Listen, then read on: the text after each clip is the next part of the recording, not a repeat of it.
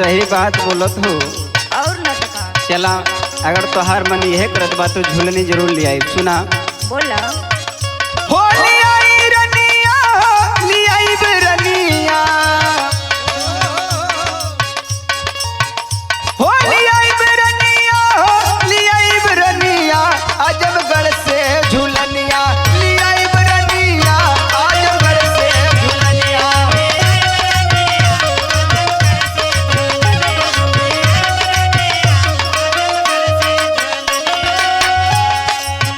जानत हवा झूलनी पहिर के कहाँ जाए? कहाँ जेबो? सुना बोला झूलनी पहिर हम जाबे बजरिया,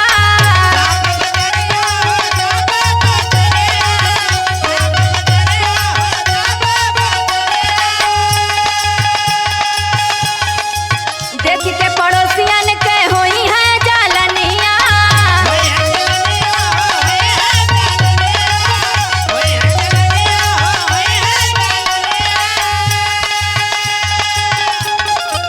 झूलनी पहिरे हम जाबे बजरिया, देखी के पड़ोसिन के होई है जलनिया। हे लियाई दीहा हो, लियाई दीहा, लियाई दीहा हो, लियाई दीहा, आजमगढ़ से झूलनिया, लियाई दीहा, आजमगढ़ से झूलनिया।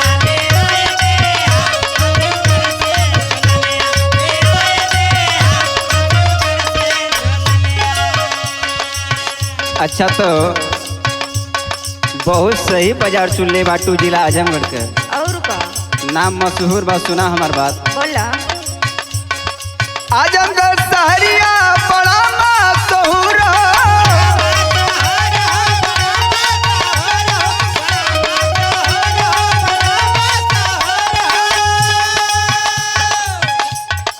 उहा के झुलनी लियाए बा जरूर।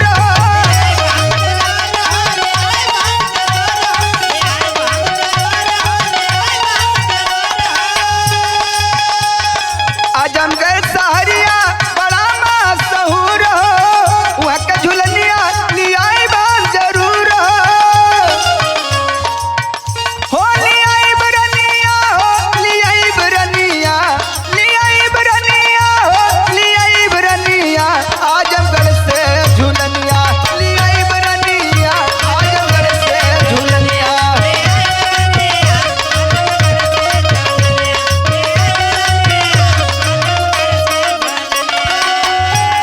जानत हवा बाजारे तो पहिर के जइबे करब, बा लेकिन अपने नैहरों जाए। अच्छा सुना बोला झूलनी पहिरी हम जाई बनाई हरा,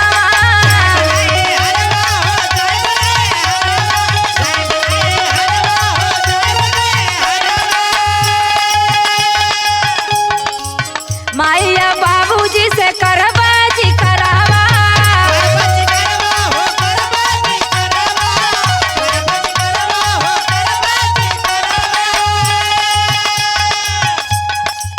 झूलनी पहिरे जब जाई बनाई हरावा, माइया बाबू से करबा जी करावा। हो लियाई दीहा, हो लियाई दीहा, हो लियाई दीहा, हो लियाई दीहा, आजमगढ़ से झूलनिया, लियाई दीहा, आजमगढ़ से झूलनिया।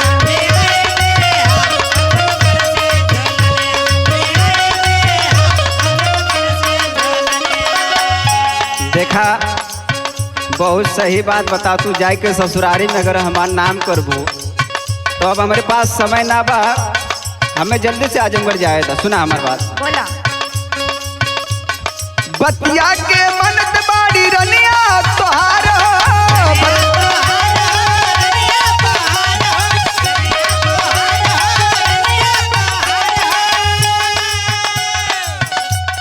लेट होत बाट जल्दी होई तैयार।